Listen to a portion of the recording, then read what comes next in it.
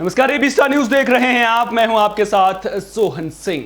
क्या शबनम के 7 खून माफ होंगे? एक बार फिर से आज ये सवाल हर किसी की जुबान पर है, क्योंकि शबनम का जो डेथ वारंट है फिलहाल के लिए उसे होल्ड कर दिया गया है। कोर्ट ने कहा है कि जो दया याचिका है वो राज्यपाल को भेजी गई है, जिसकी वजह से फिलहाल के लिए जो डेथ वारंट है उसे होल्ड किया जाता है। दया याचिका को लेकर के जैसे ही कोई फैसला सामने आएगा उसके बाद एक बार फिर से सुनवाई होगी, उसके बाद कोर्ट डेथ वारंट जारी करेगा। कुल मिलाकर देखा जाए तो डेथ वारंट जारी होने के 10 दिनों के भीतर कभी भी शबनम को फांसी दी जा सकती है, लेकिन आज उम्मीद लगाई जा रही थी कि अगर कोई लंबित याचिका पेंडिंग नहीं होगी तो आज फैसला आ सकता है, शबनम के खिलाफ डेथ वारंट जारी हो सकता है। लेकिन डेथ वारंट जारी नहीं किया गया क्योंकि एक याचिका जो है वो अभी भी लंबित है। दरअसल राज्यपाल को, जिला जेल प्रशासन को शबनम के वकील ने उनके राज्यपाल के नाम पर एक याचिका भेजी थी, दया याचिका भेजी गई थी। उसके अलावा जो शबनम का बेटा है वो भी लगातार ये मांग कर रहा है कि शबनम के जो गुनाह हैं उन्हें राष्ट्रपति जी माफ कर दीजिए, जिसके बाद अब एक बार फिर से सवाल उठने लगा है कि क्या शबनम के 7 खून माफ हो पाएंगे। और इसी खबर पर ज्यादा जानकारी के लिए हमारे ब्यूरो चीफ अनूप शुक्ला हमारे साथ जुड़ चुके हैं। अनूप जी, क्या कुछ हुआ आज कोर्ट में? शबनम को लेकर के किस तरह का रुख यहां पर देखने को मिला, और जो वकील हैं शबनम के उन्होंने क्या कुछ कहा कोर्ट से? शबनम के वकील ने एक्चुअली आज कोर्ट में ये हुआ, शबनम के वकील ने दया याचिका के लिए बताया कि दया याचिका राज्यपाल जी को वहां दी गई है, वहां तो अभी आज फांसी देने या उन पर फैसला करना उचित नहीं है। तो इसलिए आज कोर्ट ने भी, जाहिर सी बात है, जब राज्यपाल के पास दया याचिका पेंडिंग हो गई तो कोर्ट भी कोई जवाब नहीं देगा, अभी फांसी रोक दी गई है। और बाकायदा बाहर आज ये भी हुआ है कि शबनम बाहर अपने बेटे से मिलकर काफी रोई भी है, और यही दया याचिका बोली जा रही है कि काफी पुराना केस हो गया है ये, तो कोर्ट को इसे भले ही उम्र कैद दे दे लेकिन फांसी की सजा को होल्ड कर देना चाहिए। उसकी बदले अगर आप चाहें तो उसको बार बार जो उसका वकील मांग रहा है उम्र कैद की सजा दे दे उनको। काफी पुराना केस हो गया है, मर्सी दया, और अभी तक व्यवहार भी उसका सही रहा है जेल में। तो बस उसी को देखते हुए कोर्ट में कहा गया इस बात के लिए कि फांसी की सजा निरस्त कर दी जाए। इसी के लिए राज्यपाल महोदया के पास में याचिका डाली गई है, उनको पेंडिंग किया गया है, एप्लीकेशन डाली गई है। और साथ में फूट के बाद जब आई है तो रोई भी है काफी अपने बेटे से मिलकर। एक माहौल अलग था, लेकिन फिर भी अपराधी तो अपराधी है, वो चाहे केस पुराना हो, चाहे 2008 का केस है तो पुराना हो चाहे नया हो।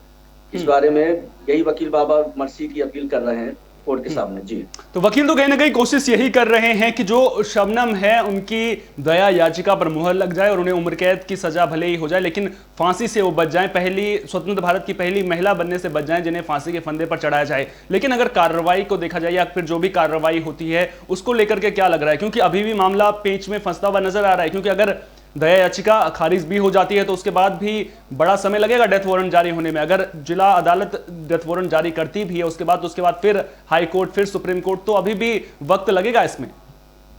बिल्कुल बिल्कुल सोहेल, आपने बिल्कुल सही कहा। ये कि अपने यहाँ जो कानून व्यवस्था है, थोड़ा उसके पेचीदगियों का जो थोड़ा सा लूप है, जिसे कहेंगे लूप पॉइंट है इस कानून में, उसका फायदा वकील पूरी तरह से उठाते हैं। अभी पिछला भी एक रेप केस था जिसमें आपने देखा था कि बड़ा चर्चित रहा रेप केस, वो जिसमें रेपिस्ट को बचाने के लिए कम से कम नहीं तो निर्भया दुष्कर्म मामला, निर्भया दुष्कर्म, जी 10 से 12 बार याचिकाएं भेजी गई हैं। भेजी गई थी, उसके बाद भी बचाव के कई तरीके वकील ने खोजे। ये लूप पॉइंट है कि अभी तो कहना जल्दबाजी होगा कि उसको फांसी होगी, क्योंकि अभी हाई कोर्ट है, अभी ऊपर सुप्रीम कोर्ट, अभी कई याचिकाएं और लगेंगी अभी, तो अभी थोड़ा सा देर लगेगी फांसी तक पहुंचने में। जी, वहीं जिस तरह से शबनम के बेटे ने गुहार लगाई है, जिस तरह से वो रामपुर जेल में भी मिलने गया था, उसके अलावा वो लगातार कह रहा था कि प्रेसिडेंट अंकल मेरी माँ को माफ कर दिया जाए, तो क्या बेटे वाला जो इमोशनल एंगल है क्या वो शबनम के पक्ष में जाता हुआ दिख रहा है? देखिए, कोर्ट इन सबसे कोई मतलब नहीं रखता है कि कितना मार्मिक है या कितना वो, क्योंकि कोर्ट तो संविधान के अनुसार चलता है, और उसे मीडिया में क्या आ रहा है या बेटा क्या कह रहा है उसके ऊपर कोर्ट कभी भी निगाह नहीं रखता है। तो कोर्ट बेशक ये सामने बात आई थी कि बेटा रो रो के गुहार कर रहा है कि मेरी माँ को छोड़ दिया जाए या उसको, तो वकील भी यही बात कोर्ट में रखी थी, लेकिन कोर्ट इस चीज को मानता नहीं है क्योंकि कोर्ट की निगाह में सब बराबर है, वहां पे दया की कोई बात ही नहीं है। हाँ, दया याचिका इसीलिए राष्ट्रपति या राज्यपाल के पास पहुंचती है कि वो भले अपने विशेषाधिकार का पालन करके इसको रोक दें, लेकिन बात वही आती है कि अपराध चाहे कोई करे, महिला हो या पुरुष हो। आपने जैसे कहा कि स्वतंत्र भारत में पहली बार हुआ कि किसी महिला को फांसी दी जाएगी, हालांकि भी दिल्ली दूर है, लेकिन हाँ अपराधी है। बेटे ने अपने माँ के लिए एक जिसे कहते हैं कि बड़ा इमोशनल पक्ष रखा है, लेकिन ये इमोशनल पक्ष कोर्ट के सामने कोई महत्व नहीं रखता है। चलिए, कोर्ट के सामने तो जो ये पक्ष है वो मायने नहीं रखता है, लेकिन वहीं उस याचिका की भी बात कर लेते हैं। राज्यपाल को जो याचिका भेजी गई है, अब राज्यपाल से उस याचिका को जो है होम मिनिस्ट्री में भेजा जाएगा, तो क्या वहां पर ये काम करता हुआ नजर आएगा? हाँ, राज्यपाल के पास में ये विशेषाधिकार है उनका कि वो याचिका पे कैसे, ये तो उन्हीं के ऊपर विवेकाधिकार है कि कैसे इस पे नोटिस लेती हैं। लेकिन हाँ बेशक एक दया का भाव आता है, इसीलिए दया याचिका नाम रखा गया है कि वो चाहे तो विशेषाधिकार का पालन करके उसको निरस्त कर सकती है फांसी को। लेकिन ये तो देखने वाली बात है कि राज्यपाल महोदया जो आनंदीबेन पटेल हैं वो अभी इस पे क्या रुख अपनाती हैं, ये तो वही बता सकती है कि हाँ बेशक, लेकिन कुछ ना कुछ तो मैटर करता ही है।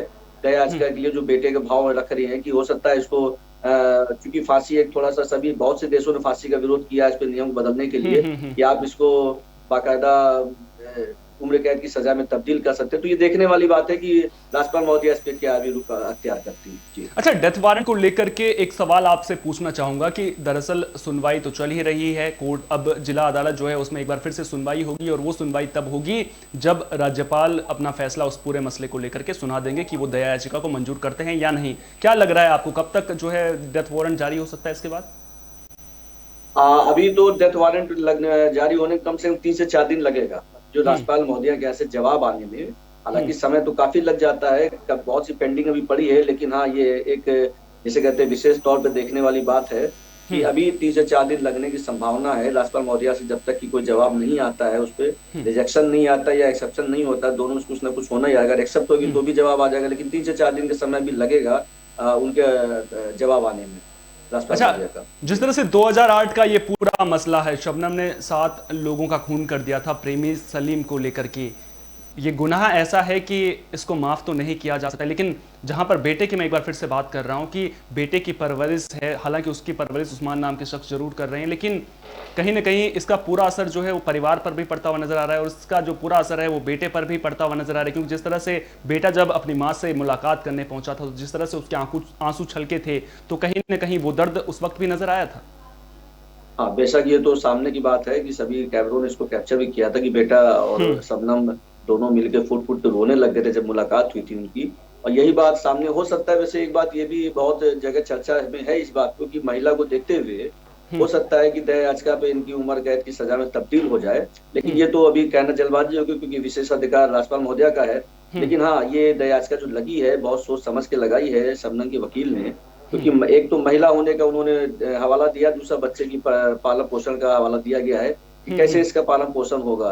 तो एक महिला होने के नाते हो सकता है कि दया याचिका पे राज्यपाल महोदया भी हामी भर दे कि ठीक है इसको उम्र कैद की सजा में तब्दील कर सकते हैं। ये तो अभी खैर देखने वाली बात है, लेकिन हाँ काम तो करेगा, वकील ने अपना दांव चला है इस पे। बिल्कुल। चलिए, बहुत बहुत शुक्रिया अनूप जी तमाम जानकारी के लिए। तो 2008 की ये बात है जब अपने प्रेमी सलीम के साथ शादी करने के लिए शबनम ने अपने ही परिवार के 7 लोगों को मौत के घाट उतार दिया था। आपको बता दें कि उनकी चाय में जहर, माफ कीजिएगा, एक नशे की दवा मिला दी थी, उसके बाद कुल्हाड़ी से काटकर उनकी हत्या कर दी थी। उसके बाद अब पूरा मामला जो है जिला अदालत में आकर अटक गया है। एक बार फिर से अब जिला अदालत डेथ वारंट जारी कब करता है ये देखने वाली बात होगी। आपको बता दें कि लगातार ये सवाल उठ रहा है कि क्या शबनम के 7 खून माफ होंगे या फिर शबनम वो पहली महिला बन जाएंगे जिन्हें स्वतंत्र भारत में फांसी के फंदे पर लटका दिया जाएगा। वहीं अब बेटे का एंगल भी निकलकर सामने आ रहा है। बेटा भी लगातार राष्ट्रपति से ये गुहार लगा रहा है कि प्रेसिडेंट अंकल, मेरी मां के गुनाहों को माफ कर दिया जाए। अब कुल मिलाकर जो दया याचिका है वो राज्यपाल को भेजी गई है। अब राज्यपाल इस पर क्या कुछ फैसला करते हैं ये देखने वाली बात होगी, और उसके बाद अगर दया याचिका खारिज होती है तो उसके बाद कब तक शबनम का डेथ वारंट जारी होता है वो भी देखने वाली बात होगी। और आपको बता दें कि जब एक बार डेथ वारंट जारी हो जाता है तो उसके बाद 10 से 15 दिनों के भीतर फांसी दी जाती है। फिलहाल के लिए इस पेशकश में इतना ही। देश और दुनिया की तमाम अहम खबरों के लिए आप देखते रहिए विस्टा न्यूज। मुझे दीजिए इजाजत। नमस्कार।